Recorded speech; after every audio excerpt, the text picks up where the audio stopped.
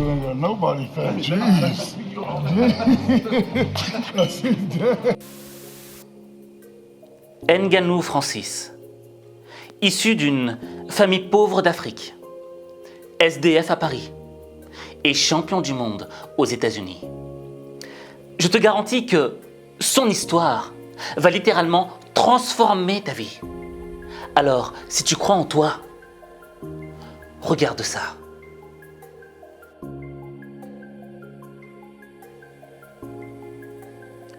Francis Ngannou est né au Cameroun, dans un petit village. Il est issu d'une famille très peu aisée. À l'âge de 6 ans, ses parents divorcent. Et pendant le divorce de ses parents, justement, il est amené chez sa grand-mère. Sa grand-mère avait déjà d'autres enfants qui étaient déjà là. Mais ces autres enfants faisaient comprendre à Francis qu'il ne faisait pas partie de la famille. Ils l'ont rejeté.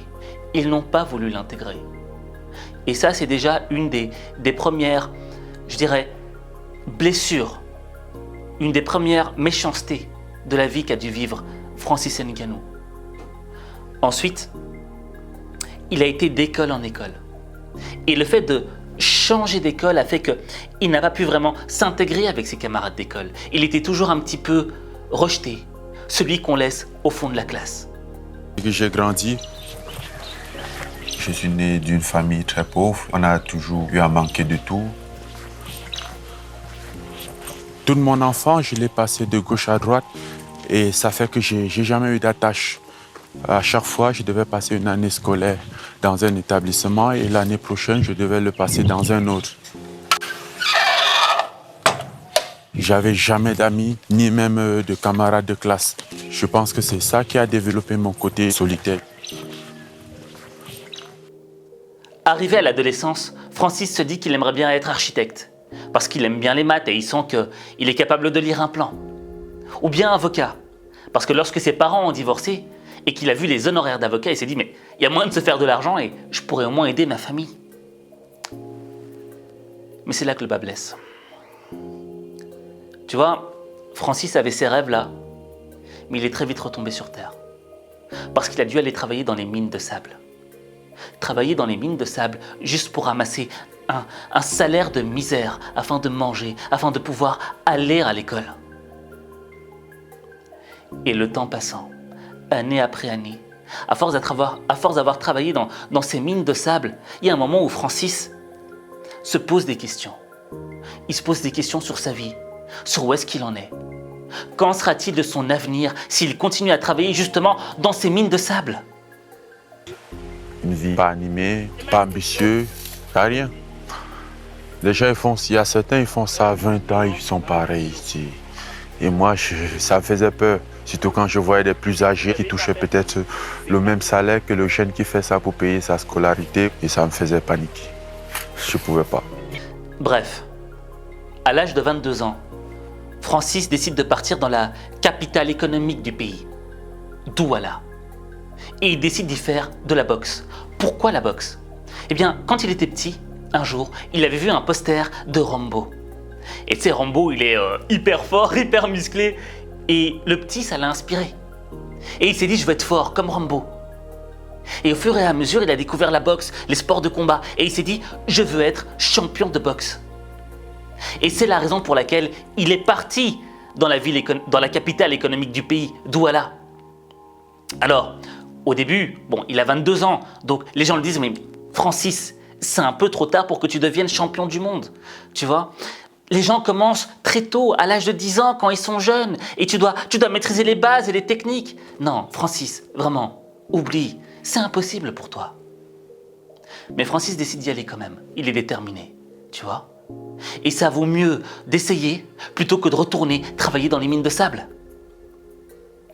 Alors, lors de ses premiers combats, Francis, il se fait déchirer. C'est normal. Les adversaires sont beaucoup plus expérimentés que lui, beaucoup plus rapides que lui. À 22 ans, commencer la boxe, c'était perdu d'avance. Surtout que j'étais déjà un poids lourd qui n'avait jamais fait du sport dans sa vie. Les gens ils disaient que j'étais fou, que j'avais perdu la tête. Le jour où j'ai mis les gants pour la première fois, les mecs en face de moi, ils étaient très rapides. J'arrivais pas à les toucher, ils me touchaient quand ils voulaient. J'ai compris que c'était pas gagné. Lors de mon premier combat, c'était difficile aussi. Parce que je me suis fait toucher au premier round. Il y a eu un clic dans ma tête. J'ai pris les choses en main. Tellement j'étais agressif, l'arbitre a dû arrêter le match. Mais il était évident que je devais quitter le Cameroun, aller autre part ailleurs où j'aurais plus de chances dans la bourse. Mais l'atmosphère pour Francis était trop négative. Tu vois ce que je veux dire? Tout le monde le regardait bizarrement. Les gens disaient mais tu n'y arriveras pas, ça ne sert à rien. Et Francis comprend que, en restant dans cet endroit, c'est vrai, il n'arrivera à rien. Et il est temps pour lui de partir, de découvrir un autre endroit où est-ce qu'il pourra peut-être réaliser son rêve. Et c'est là que commencent les galères.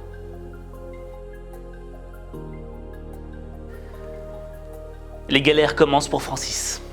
Parce que Francis décide d'aller en Europe, d'atteindre l'Europe. Parce qu'il se dit que là-bas, il y aura peut-être quelque chose pour lui, un meilleur avenir pour lui. Donc, quel est le meilleur moyen quand tu es au Cameroun pour atteindre l'Europe? C'est de traverser l'Afrique. Mais il y a un moment où tu devras traverser le désert du Sahara. Et tu sais, il y a des passeurs qui font passer plusieurs migrants et ils te mettent genre 25 personnes dans une remorque d'un pick-up. Vous êtes 25 avec peu d'eau. Pourquoi? Parce que si tu rajoutes trop d'eau et trop de nourriture, le pick-up, il sera trop rempli, il sera trop lourd et il ne pourra pas avancer, ça va consommer plus. Donc tu vois, les conditions de voyage sont déjà très difficiles. Mais traverser le Sahara, c'est extrêmement dangereux. Parce qu'il y a des voleurs, il y a des brigands, il y a des vrais dangers à traverser le Sahara. Et il y a tellement de gens qui ne considèrent pas la valeur d'un être humain. Tu vois? Pour eux, t'es rien. Tu n'es rien pour eux. Tu n'es qu'un migrant de passage. Ta vie ne vaut rien. Et Francis traverse ce danger en étant totalement conscient de ce qui pourrait lui arriver. Et en laissant sa famille derrière. Donc imagine-toi, il pourrait t'arriver n'importe quoi. Tu pourrais mourir au milieu du désert, personne ne le saurait. Ta famille ne le saurait pas. Elle ne serait jamais prévenue. Et peut-être que le jour où elle serait prévenue, la peine qu'elle ressentirait, de savoir que tu es parti dans ces conditions si difficiles, si horribles. Mais Francis est parvenu à traverser ce désert. Et il arrive au Maroc. Au Maroc, il se retrouve dans le nord, dans le Chemel. Et là, pendant 1 an, il va vivre dans la forêt. Pourquoi? Parce que s'il se faisait attraper par les autorités, il savait qu'ils allaient le ramener dans le sud. Or, à quoi bon avoir fait tous ces efforts, avoir traversé tous ces dangers pour se retrouver à la case zéro? Ça ne sert à rien. Donc, il a fait le sacrifice avec d'autres migrants, de vivre dans la forêt, de manger ce qu'il trouvait, de chasser, de faire ce qu'il pouvait. Mais au moins, ils étaient proches de la frontière espagnole, avec Melilla. Et un jour, il la traverse. Il traverse. Tu sais, Melilla, c'est genre un mur comme ça avec des barricades et tu dois monter le truc pour le traverser. Mais t'as les flics de l'autre côté qui t'attendent. Minuscule territoire de 12 km², Melilla, avec l'enclave voisine de Ceuta, est le seul point de passage terrestre entre l'Afrique et l'Europe. Une frontière protégée par une triple barrière de 7 mètres de hauteur, largement financée par l'Union européenne et qui s'étend sur une dizaine de kilomètres. L'ajout de barbelés truffés de lames de rasoir au sommet du grillage doit rendre ce mur rempli de capteurs, de radars et de caméras toujours plus infranchissable. Le 17 septembre dernier, des centaines de clandestins en étaient venus à bout lors de cet assaut spectaculaire. Beaucoup avaient été arrêtés et renvoyés au Maroc par la Guardia Civile. Bref, il a mis le pied à Melilla. Mais lorsqu'il a mis le pied à Melilla, on l'a ramené à Tenerife. Et il a fait de la prison là-bas. Tu vois ce que je veux dire? Et après, il a réussi à s'en sortir. Et il s'est retrouvé à Paris. Mais à Paris, il avait rien. Il n'avait aucune source de revenus, il n'avait rien du tout. Et il était obligé de dormir dans la rue. SDF. À 26 ans. Tu vois ce que je veux dire? Et là, on peut déjà faire un point. Imagine-toi, tu as 26 ans. t'as traversé plein de galères, t'as rien en poche, t'as pas un sou, ta famille est de l'autre côté. Je veux dire, t'as l'impression d'avoir gâché ta vie. T'as l'impression que ta vie est foutue, qu'elle est terminée, de ne pas l'avoir réussi. Mais Francis, il a un autre mindset. On l'appelle le prédateur. Pourquoi est-ce qu'on l'appelle le prédateur? Parce que, tu sais, dans la vie, on a deux choix. Soit on décide d'être une proie, soit on décide d'être un prédateur. La spécificité de la proie, c'est simplement de subir les choses, de subir le monde, de subir les attaques. Tu subis toute ta vie. Et parfois tu te plains. Francis, lui, il a décidé d'être un prédateur. Le prédateur, c'est quoi? Eh bien, je pense que la plus belle image du prédateur, c'est le loup. Parce qu'un loup, il est indépendant. Un loup, il ne demande rien à personne. Un loup, il compte sur lui-même. Et tu sais, je fais souvent ce parallèle entre le loup et le chien. Je sais pas si tu l'as remarqué, mais un chien, il attend qu'on lui donne la nourriture. Le chien, il attend qu'on le sorte avec la laisse. Le chien attend qu'on lui donne. Un loup, tu pourras jamais lui mettre une laisse. Un loup, il attend pas à ce que tu lui donnes à manger. Le loup chasse de par lui-même. Et ça, c'est le mindset du prédateur. C'est de se dire, je n'attends rien des autres, je compte sur moi-même parce que je suis responsable de ma vie, je suis responsable de mes rêves. Et tu sais, quand Francis arrive à Paris et qu'on lui dit, oui mais tu sais Francis, c'est pas facile ici à Paris, c'est dur, c'est pas ce que tu crois, c'est pas le paradis. Voici ce que répond Francis. Ceux que j'ai rencontrés, ils me disaient, tu risques d'être déçu. La France, c'est pas aussi le paradis tel que tu t'imagines.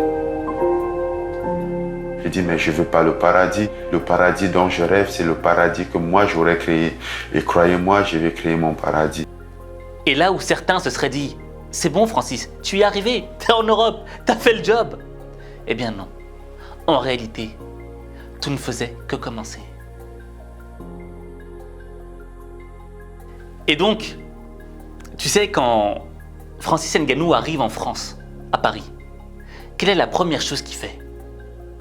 Il cherche une salle de boxe. Parce qu'il a toujours ce rêve qui habite en lui, devenir champion de boxe. Alors il va chercher une salle, et il trouve une salle. Et là, il y a un moment, il y a un coach qui le regarde en train de boxer, et il voit ses mouvements, et il voit comment est-ce qu'il boxe. Et à un moment, il lui dit, mais Francis, tu devrais faire du MMA. Ça correspond plus à ton style. Et Francis, qu'est-ce qu'il répond? Ouais, d'accord, je le fais. Même s'il ne savait pas c'était quoi du MMA. Il ne savait pas c'était quoi du MMA. Mais il devait saisir l'opportunité. Tu vois ce que je veux dire? Quand t'as rien, tu dois saisir chaque opportunité comme si c'était la dernière. Et il l'a saisi. Et il s'avère que Francis Ngannou, c'est un homme qui a une force physique, une force athlétique exceptionnelle, au-dessus de la normale. Tu vois ce que je veux dire? Et ça, c'est important. Je veux dire que, tu sais, chaque personne dans ce monde a reçu un don. Chaque personne dans ce monde a un trésor au fond de soi. Toi, moi, Francis, on a tous reçu un don. D'accord? Francis, il savait le don qu'il avait reçu. Il a reçu une force exceptionnelle. Une force qui lui permettrait d'atteindre justement plusieurs types de sports de combat. Connaissant ce don, il a décidé de le développer, de l'utiliser. Parce que ça suffit pas d'avoir un talent, faut le travailler ensuite. Et Francis Ngannou, il s'est donné corps et âme pour s'améliorer, pour devenir meilleur, jusqu'à un jour atteindre la reine des compétitions du MMA, c'est-à-dire l'UFC.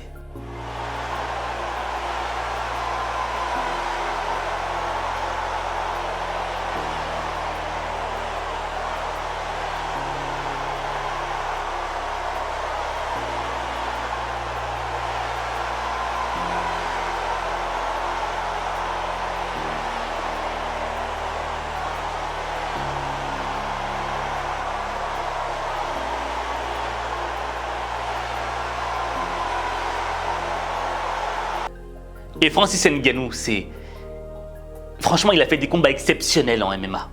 Vraiment des combats de légende. Tu vois, il y a la mise en évidence de cette force pure qu'il a, de ce don qu'il a reçu, mais qu'il a travaillé en même temps, qu'il n'a pas laissé là.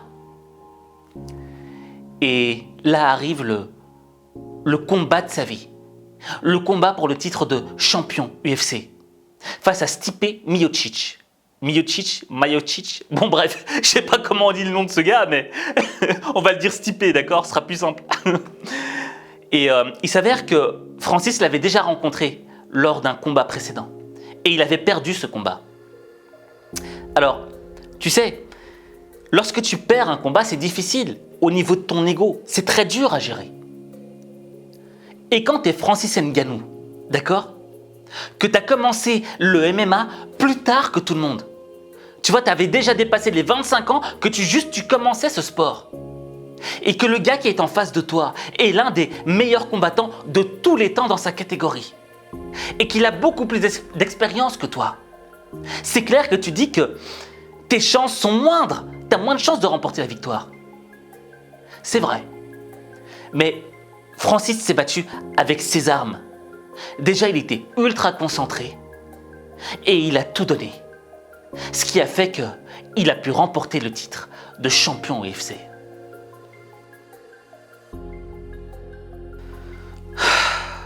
Bon, moi je vais t'avouer que quand j'ai découvert l'histoire de Francis Ngannou, j'avais grave honte. J'avais grave honte de moi-même. Pourquoi ? Parce que, tu vois, je me plains beaucoup parfois. Et je me plains pour des choses qui sont tellement débiles quand je vois ce qu'a traversé cet homme. Quand je vois comment cet homme a sacrifié sa vie, comment est-ce qu'il a traversé des dangers, des vraies galères. Ce qu'a vécu Francis par rapport à moi ou par rapport peut-être à toi, c'est rien. Tu vois ce que je veux dire ? Et l'idée c'est quoi ? C'est pas de te culpabiliser. C'est pas de te dire non, t'as pas le droit de te plaindre, etc. Mais si tu veux avoir le mindset du prédateur, le mental du prédateur, comme Francis, je pense que la première idée que tu dois te poser, la première question que tu dois te poser, c'est de te dire est-ce que c'est vraiment insurmontable ? Est-ce que cette épreuve, est-ce que cette chose qui me dérange dans ma vie est insurmontable ? Non. Rien n'est insurmontable dans la vie. Tu peux tout surmonter. Regarde Francis. Francis venait du bas, du bas, du bas. On aurait tous parié il y a 20 ans que Francis Ngannou deviendrait champion du monde du UFC. Personne ne l'aurait cru. Personne n'aurait parié 1 euro sur lui. Pourquoi ? Parce que regarde l'environnement d'où il vient. Le gamin travaillait dans des mines de sable. Et pourtant, il a forcé le destin. Pourquoi ? Parce qu'il a décidé de faire les choses. C'est-à-dire, il n'a pas attendu qu'on lui donne les choses, il a été les prendre. C'est ça qu'il faut. Prendre les choses, parfois, c'est forcer le destin. Tu vois ? Quand il va dans sa première salle de MMA, je crois que c'est le MMA Factory, il est avec le coach Fernand Lopez. Il force le destin, il va le rencontrer pour s'entraîner avec un des meilleurs. Tu forces ton destin. Le deuxième élément à savoir, c'est ce que tu veux vraiment. Francis, il voulait être champion de boxe. C'est ce qu'il voulait vraiment. Et il a traversé le désert pour le devenir. Toi, qu'est-ce que tu veux vraiment ? Qu'est-ce que tu serais prêt à traverser pour cette chose ? Est-ce que tu serais prêt à aller jusqu'au bout pour ce rêve que tu veux vraiment ou pas ? C'est la deuxième question que tu dois te poser. Maintenant, il y a une troisième question et qui est extrêmement importante. Quel est ce trésor qui est caché au fond de toi-même ? Quel est ce don, ce talent que tu as reçu ? Est-ce que tu l'exploites comme il faut ? Est-ce que tu es fainéant ? Est-ce que tu crois en toi ou pas ? Moi, si Francis était venu à Paris et qu'il m'aurait dit « je vais être champion du monde », j'aurais dit « c'est bien mon gars, mais t'as déjà 26 ans, c'est trop tard ». Tu vois ce que je veux dire ? Et même si t'es fort, je pense pas que tu y arriveras. J'aurais eu faux sur toute la route. Parce que l'idée, c'est quoi ? C'est que Tu sais, dans la vie, tu vas avoir plein de gens qui vont te dire ça. Qui vont te dire oui, mais c'est bien, mais reste à ta place. C'est pas le moment et tu n'y arriveras pas.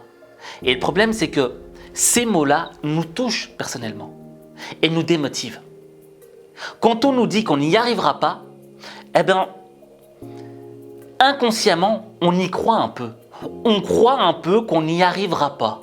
Et à force de l'entendre, eh ben, toutes ces phrases s'additionnent les unes aux autres pour peser sur notre morale et briser notre motivation. Et on n'a plus envie de le faire parce qu'on ne croit plus en nous. Et d'échec en échec, à force de goûter l'échec, à force de goûter les galères, on n'en a plus envie. C'est humain. Mais il y a des fois, il faut aller au-delà de l'humain. Aller au-delà de l'humain, c'est de se dépasser. Quand on n'a plus de force, quand on n'a plus d'énergie, on essaye quand même. On donne tout ce qu'on peut. C'est ça être un champion. Un champion, c'est pas être un humain comme un autre. Un champion, c'est quelqu'un qui donne plus que ce qu'il ne peut donner. Pourquoi ? Parce qu'il se bat pour un rêve, pour quelque chose qui le dépasse.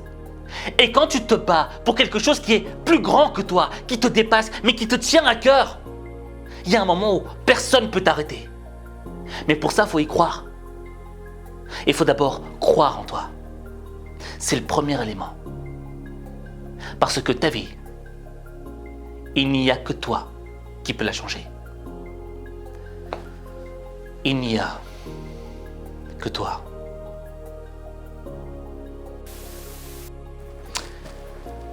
Tu sais, je pense que c'est une des vidéos qui a été la plus difficile pour moi à faire. Parce que je suis très ému. Ça me touche vraiment très très fort. Parce que j'ai reçu beaucoup de messages de gens qui traversaient justement le désert. Des gens qui ont traversé le désert pour atteindre l'Europe. Et qui me disaient, Aziz, quand on était dans le pick-up, on écoutait du H5 Motivation pour essayer de se motiver. Et tu vois, ça fait mal. Ça fait mal de savoir que il y a des gens qui vivent des choses tellement difficiles et que toi, tu vis dans le confort, mais tu essayes d'apporter un petit truc. D'accord ? Tu essayes d'apporter une petite chose à ces gens. Une petite chose au monde, quoi. Et moi, ça me touche vraiment. Et ce que je voudrais, c'est que toi aussi, tu apportes ta touche au monde. Une touche qui pourra aider les gens. Je voudrais que tu partages en commentaire un message d'espoir, un message inspirant, un message motivant pour une personne qui est en galère, pour une personne peut-être que tu connais ou une personne que tu ne connais pas. Ou peut-être qu'il y aura une personne dans 100, dans 150 ans qui relira les commentaires et qui trouvera dans ton message quelque chose qui lui donnera le courage, l'énergie pour redémarrer, pour traverser l'enfer. Parce que dans le fond, une galère, c'est quoi ? Une galère, c'est de l'enfer. Mais l'enfer n'est pas fait pour que tu y restes. L'enfer est fait pour que tu le traverses.